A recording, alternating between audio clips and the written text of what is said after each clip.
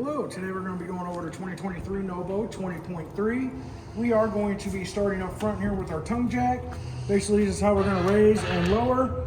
This is how we get on and off the tow vehicle, but this is also how we level the camper from front to back. I do like to recommend while you're still hooked to the tow vehicle, make sure you're level from side to side. I like to use the carpenter's level right inside the doorway to make sure we're level from side to side. You may have to try to elevate one side or the other with blocks. Well, let's use the tow vehicle to help us do that. Once you're level from side to side, then you unhook and then level front to back using this guy. Your other switch here is just your light, so if you had to hook up at night, you can see. They do give you an area where if you needed to, there's a manual crank option. That tool is located right inside our compartment over here. Once you've done the side to side and front to back, then you're going to lower your stabilizer jacks. They're located on each corner of the camper. It is a 3/4 socket, I like to tell you that. Because it's easier to operate on a drill. Next, we have our two 20-pound tanks. These guys have both been filled, minus what was used to test the propane system with. And then this guy here on the back is your regulator. This guy does a couple different things. Basically, one, it's regulating the amount of propane going into the coach. But two, this guy will also tell you what tank you're using. That little notch right there tells us what tank we're pointing at and using. As you see right now, it's reading red because I'm pointed at this tank, but this tank is not turned on. So that's why it's reading red. Now it's back to green because this is the tank we're using. It's a nice little indicator to let you know when your tank is empty. You come out here and look, and this guy will be red if the tank is empty. Back behind that's where our battery is located. This is 24 series Deep Cycle Marine RV style battery. And then this guy here is going to be your battery disconnect. Basically, when you're storing the camper, you're just going to turn this guy to that off position so it disconnects the camper from the battery, so nothing will potentially drain that battery while it's being stored. All right, come on over to the side here. So you got your pass-through compartment. This is going to be your manual crank for your stabilizers. Like I said, a lot easier with the drill.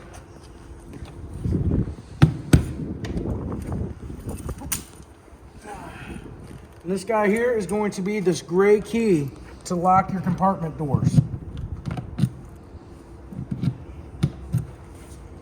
Next, we got the freshwater connection. Basically, this is gravity fed, so you stick the hose in and let it fill.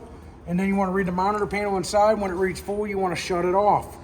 This is when we're going to be using water at the campsite if the water is not provided at the campsite for you. The drain for him is going to be located down below. It's just you take off this cap and it'll start draining. And I do have water in there at this time because I was testing our unit. Go ahead and take this guy out, start draining that water.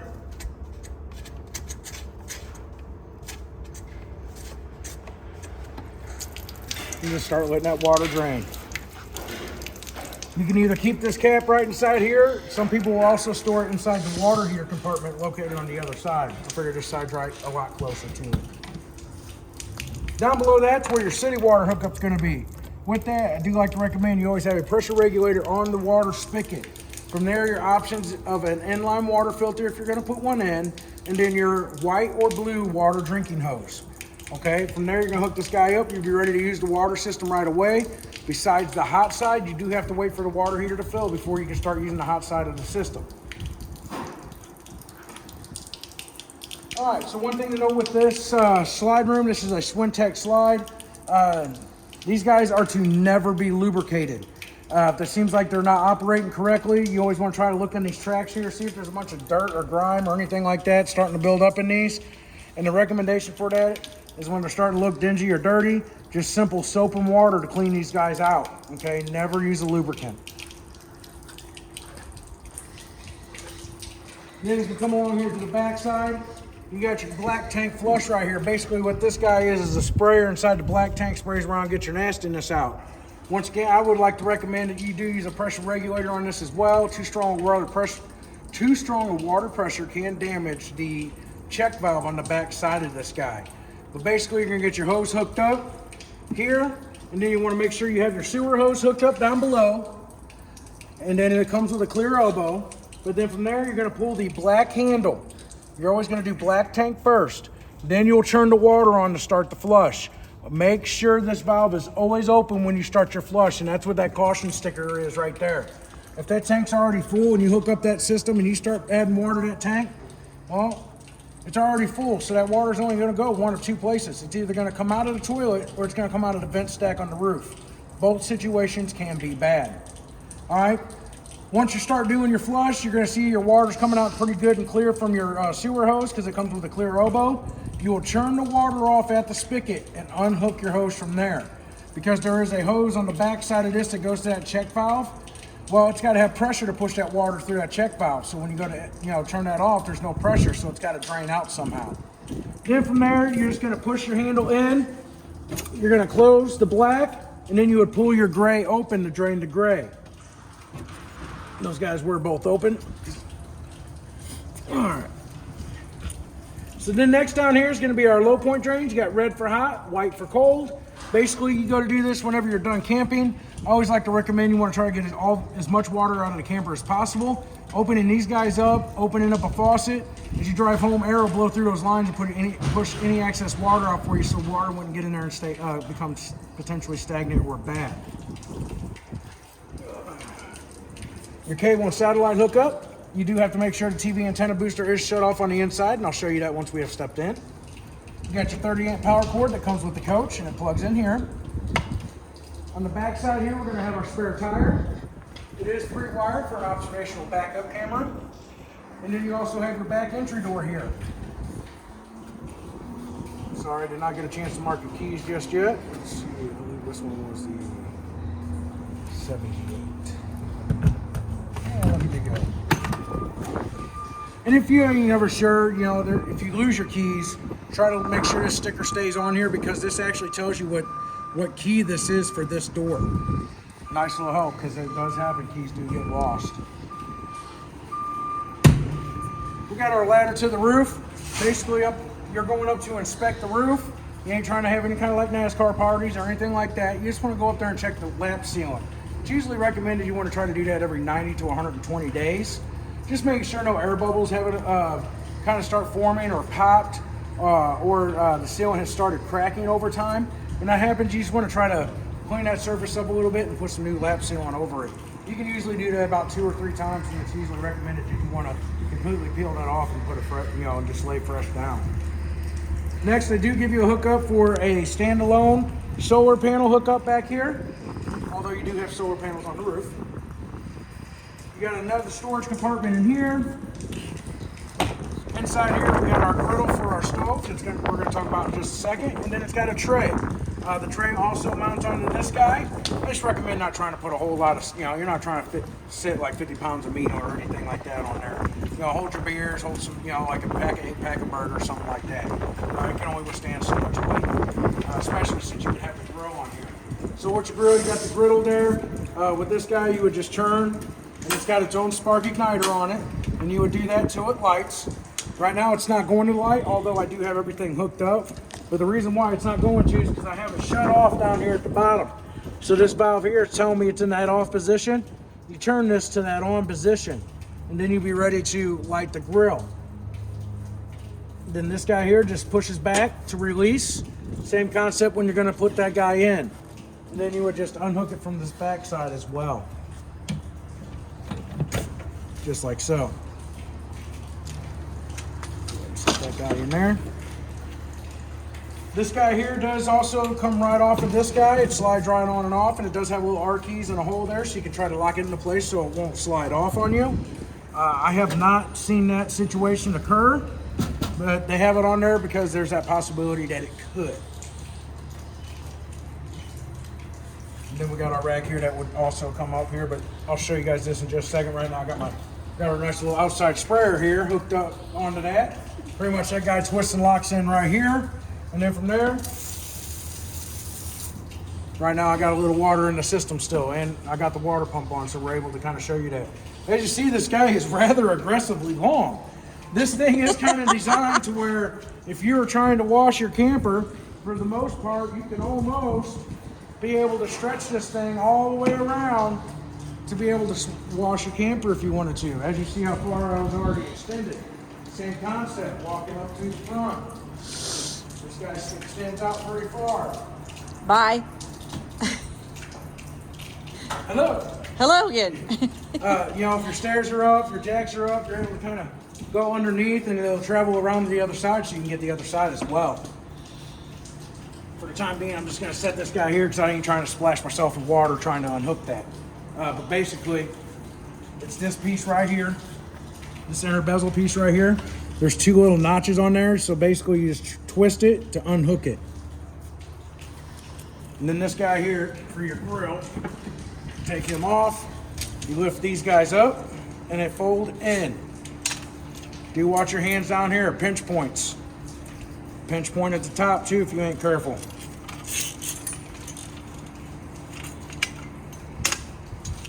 That guy can just sit right in here with everything else.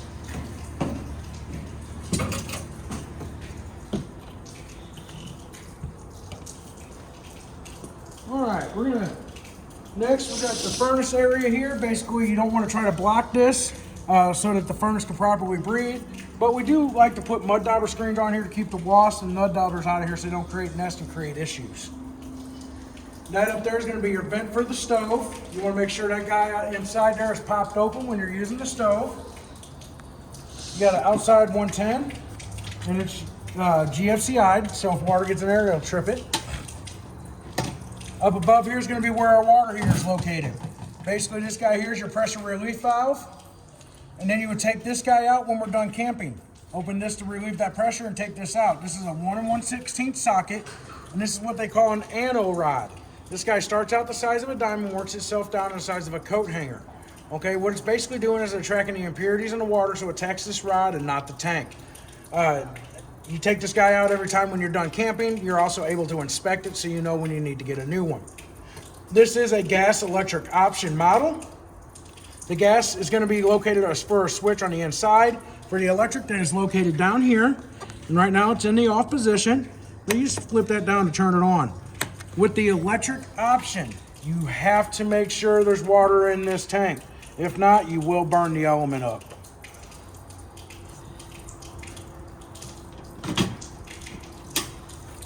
Alright, so next we're going to have our entry door area here. Then we got our steps. One thing you do always have to make sure you know is this door is all the way open when you go to bring these steps in or out. Basically, they just go right on in and they lock right into place. Another thing that you always want to note is these guys here are for your feet, so you can adjust the feet. The reason for that is because when you bring this guy down, you want this guy to try to be as flat with this threshold as possible.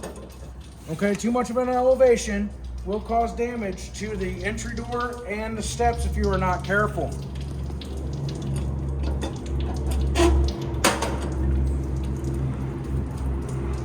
Here's our code for the other entry door there. It's the G379. Try not to make sure that sticker comes off, but you know, we know how stickers last. They don't ever last forever. This guy here, so you can release your screen door. And it just secures to your door. Alright, as we step inside, your fire extinguisher is going to be located right here at the entry door. And then we're going to come on in. Up here, you got your key holders. There's your other set of keys and your bottle opener. Both sets of keys will be with your virtual in the bag. Next, we got our monitor panel, or control panel up here, basically to bring your awning in and out, to extend. It's been a little breezy, so I don't want to try to open it up too far. But I just want to open it up just enough to, if you look right out this window right here, where if she looks out the door, you might be able to see, it says pull down to adjust the pitch. So when your awning is fully extended out, you're able to adjust the pitch on that guy so it'll have a tilt. It's meant to be as a shade protectant, and they do like to say that anytime there's supposed to be weather coming in or some bad storms, anything like that, you want to bring that in. The reason why is because a strong enough gust of wind can cause damage to both the awning and the camper if you are not careful. Your next button here is going to bring your slide room in and out, and we'll go over that when, at the end of our virtual. Just because the slide room with the Schwintek operates on two independent motors on each side of the slide room, and they basically communicate through a control panel. Okay, so it sounds a little weird when you go to bring them in and out, and we'll go over that whenever we are done with our virtual near at the end. These are for your awning lights to turn that on and off. And then you got your porch light here. Now this actually has two different settings, so you got to be careful with this because sometimes you can end up leaving this on, not thinking about it, saying, oh, I'm going to turn that off. Well, when you have it in that down position, you're going to have an orange porch light right outside here. Now I'm going to go ahead and flip this switch, and you're going to see that next it also can be a white one as well. So you just want to make sure that you note that that one there is always in the center for an off position. And then you got your awning light to turn, or your entry lights to turn them on and off. And then right here is going to be where your tank heaters are. Go ahead and turn that guy off because we're draining that tank. But you got your fresh, your black, and your gray. So basically these guys got heating pads on the bottom of the tanks. And they got built-in thermostats. So basically once they sense that water or that tank gets below a certain temperature, they will automatically come on their own and turn off on their own. All right. Next, we're going to have basically over here, you got your GFCI. This is where you would reset it. So if some of the outlets ain't working and it's got that sticker on there, make sure this guy has not been tripped. This is going to be your Bluetooth speaker that comes with the coach. I had it plugged in to make sure it's good and charged for you guys. And then your switch here is going to be for your lights on each side. And then this guy down here is going to be for your inverter. So if you're boondock camping, you can turn this guy on. I already just heard the click. And then basically you're going to be able to use some of the features in the coach if you're boondock camping.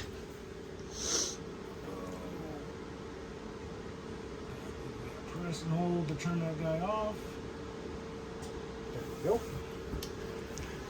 All right, so then next, you do also have a GFCI and a USB hookup on that side as well. So you got the Murphy style bed. So these guys here will just flip up and come down. And then you got a little bit of storage underneath there as well. But this guy just flips down. And as you see, they give you a pretty nice little map right here. And we're going to talk about that here in a little more in just a moment. Basically though, this guy here, you just unhook, bring this down, boom, bed comes down, you're ready to rock and roll. There's a shade back there that you can pull it down. Then you get a little cubby space on the back side on each side. And each side does have its own individual lights.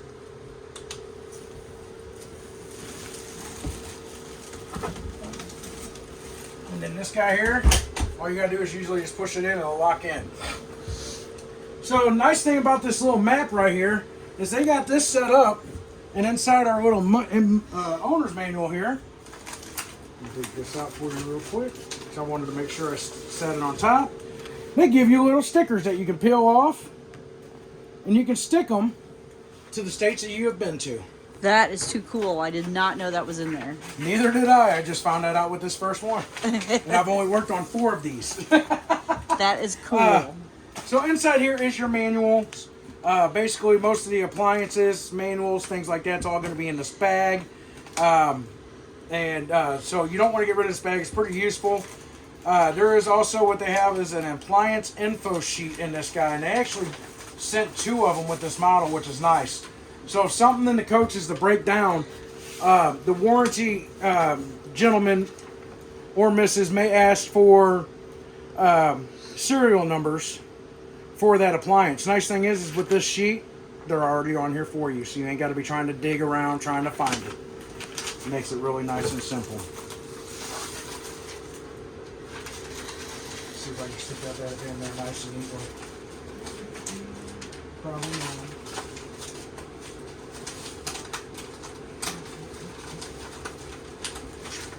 Alright. We're going to come back here in just a second. We're going to step right over here to where I have an open cubby right now. We got this false panel. But basically right inside here is where you're going to go to winterize your coach. So inside this panel is where your water pump is located. And there is a knob in there. Or that valve. You turn that valve and then you're able to pull this hose out. Let me see if I can... Pull this hose out. This guy goes into your jugs of antifreeze. Oh, losing a little bit of water out of there. And then you're going to churn. Then basically winterize your coach starting from the furthest place from the pump. So you can start in the bathroom and then work yourself closer to this pump.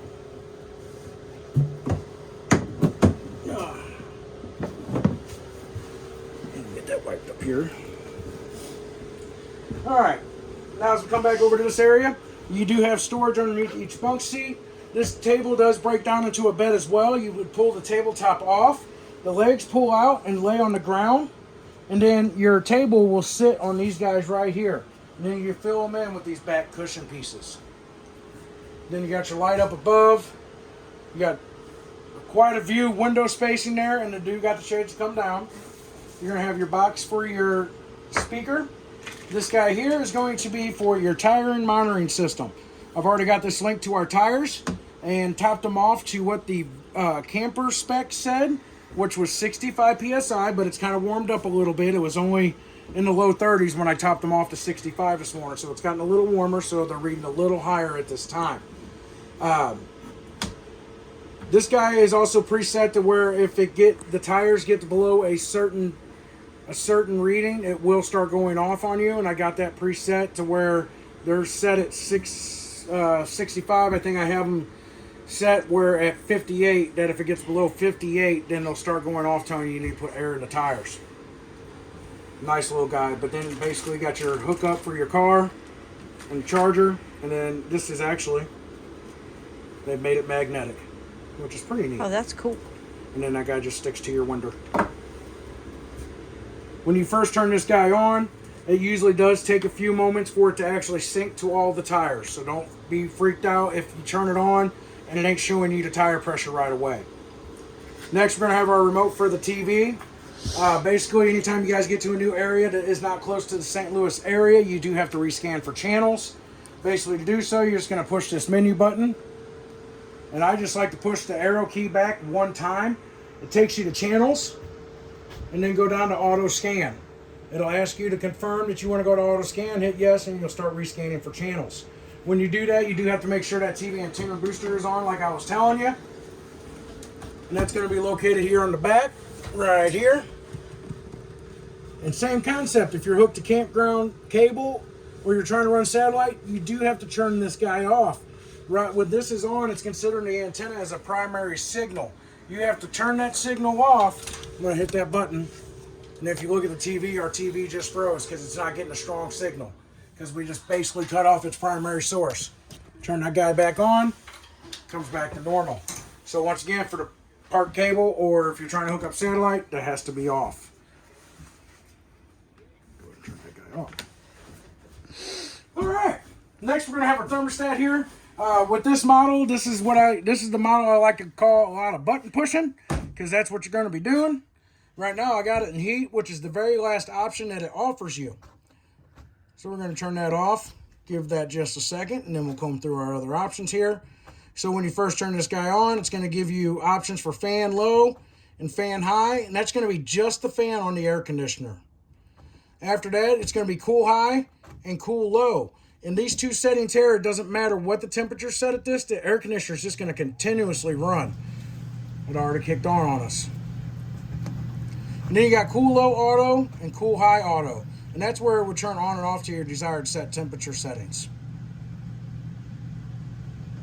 And then your last option was the heat. And then turn off. You do got storage space here and down below. Inside this one here is going to be all your attachments for your vacuum cleaner down here. And then right down here in the back is actually a little safe. The lock on this safe is going to be that gray key that I showed you for your storage compartments. Oh, and then also with your vacuum, if you sweep everything to right here, just sucks it right up for you. I know that's my favorite. No more little line of dirt that you never get rid of. Line of dirt. All right, so we'll step into the bathroom here. Basically, you got your sink.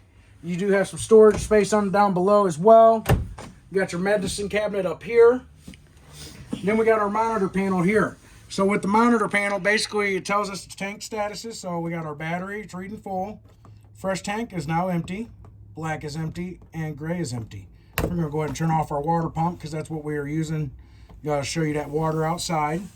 And then this here is going to be for the gas side of the water heater. This guy here is going to be your solar control panel. Basically, it just monitors the battery and tells it allows that surge from the panels to come through to charge the battery when the batteries get below a certain level.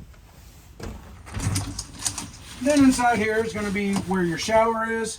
Nice thing is you got what they call a shower miser. I forgot to take that sticker off, so it's a nice little point too.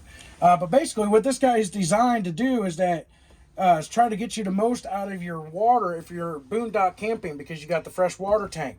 So what it does is you'll turn this all the way to that up position here, and what it does is it sends that water back into the fresh water tank.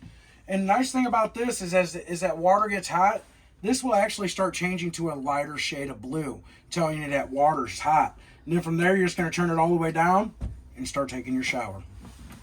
It's a nice little feature there. I like that. Color changing. And then your toilet. So with your toilet, whenever you're going to do your business, you're going to lightly press on this pedestal. Still got a little water in there, so it's going to show us how, it's got it. All the way down, it's going to flush. I do always like to recommend, whenever you do first go to start using a toilet, you do have to put a chemical in there. You either got the liquid, and with the liquid, it recommended that 2 ounces treats a 40-gallon tank, so I always just go 1, 2.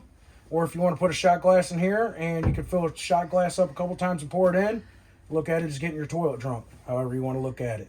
But then they also have pouches. I always do like to recommend, with the pouch, make sure you fill your bowl up to at least, well, probably around here, roughly with water, and then put that pouch in. Make sure that pouch dissolves. I have seen several times working on other campers. I go to drain the black tank, and that pouch just comes out. It never dissolved. It's not doing its job like it should.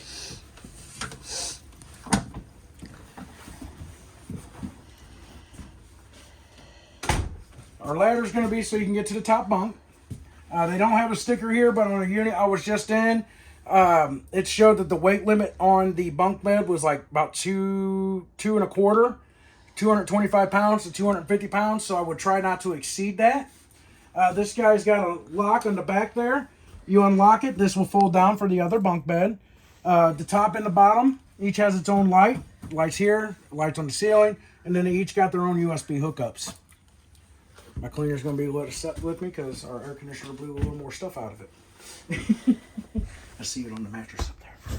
All right, so down below here, this is where our fuse control panel box is going to be located.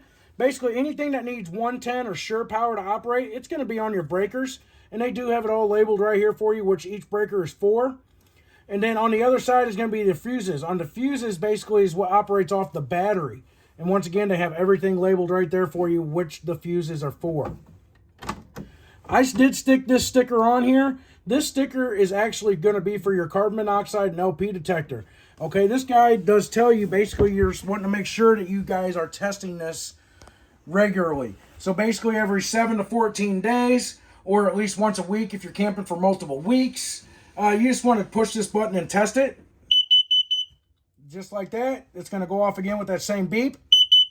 And then it's going to give you another beep for usually the carbon monoxide or the LP side. And then goes back to green. We just performed that test. It's just that nice, simple, and easy. All right, you do always want to make sure that if this goes off, please take emergency precautions by getting people out of the coach, turning off the propane canisters, and getting 50 feet away for at least 15 minutes. All right. There are other things though that can cause this to go off as well. Cleaning chemicals, hairspray, animal gases can cause this to go off. So just be mindful of what's going on in the coach. But a lot of times this goes off, take those precautions like I was just mentioning. And then after that 15-minute time frame, generally one person's going to come back inside. And I was going to tell them, always look at the stove first. A lot of times people might be leaning up against these knobs. They push in and it'll allow that propane to just escape.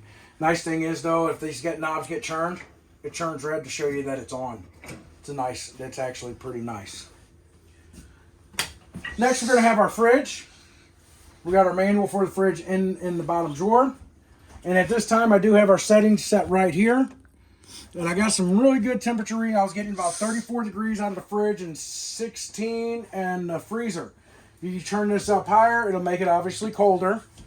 But they also have what they call an off-grid mode. So there's 2 settings here. So if you're boondock camping, you set this fridge to that setting. It's going to keep the fridge where it's supposed to be, within the food danger zone is what they like to call it. So it'll be within that 40 degrees and lower. but it's not going to be pulling as much power, so you can try to get the most out of your batteries. And the freezer up top, nice, good and cold. You do got storage up above here. This is where I will be putting your manual and your packages. It's on the up there, and I'm going to leave the tire monitor near the doorway for you guys. We got our hood range where you got your light and your fan. Once again, that vent outside has to be open for your fan to be properly operating. This is not a glass stovetop. You are to never be cooking on this. And that's basically, this just tells you how to flip it up. Goes up, up. Now you're going to turn it to the light and turn your spark.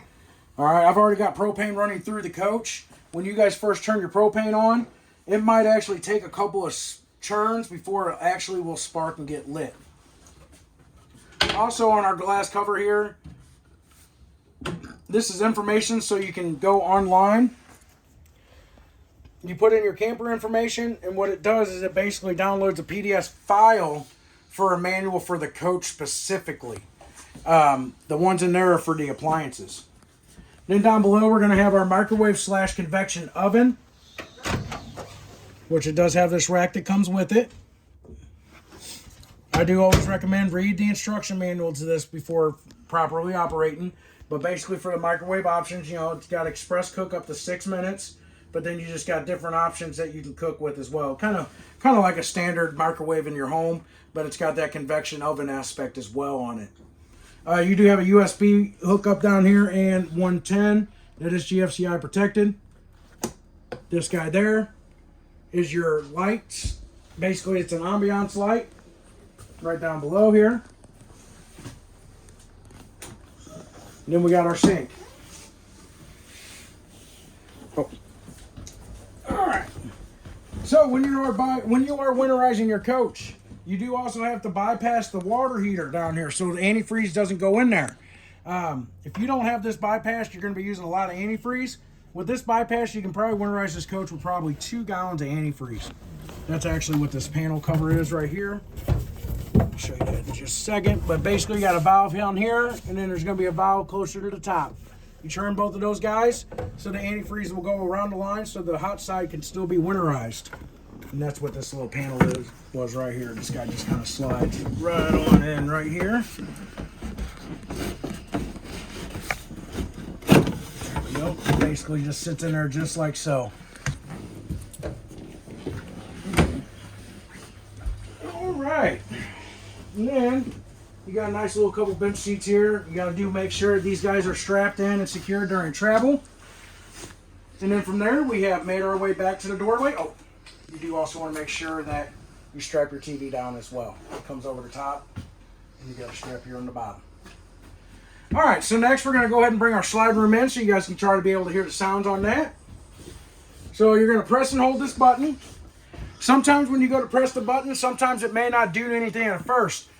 Generally what you're doing is you're kind of sometimes waking up the system. Right now it's already good, so it's going to come on in.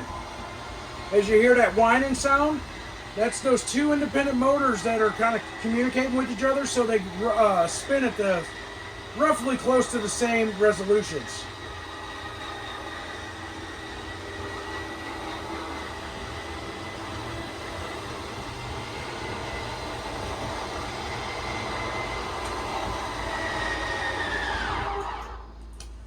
One thing to note is when you're bringing these slides in, it's either all the way out or all the way in. There is no halfway. All right, they've already got, so these motors, they got a built-in kind of memory through the control panel to know how far it needs to go and things like that. When you start bringing it in halfway or taking it out halfway and then bringing it in, you change the timing on it and it can cause some wonky things to go on with these guys. Okay, so always just mentally note, all the way out or all the way in. And as long as you're skinny enough, you can still kind of think thin and squeeze through.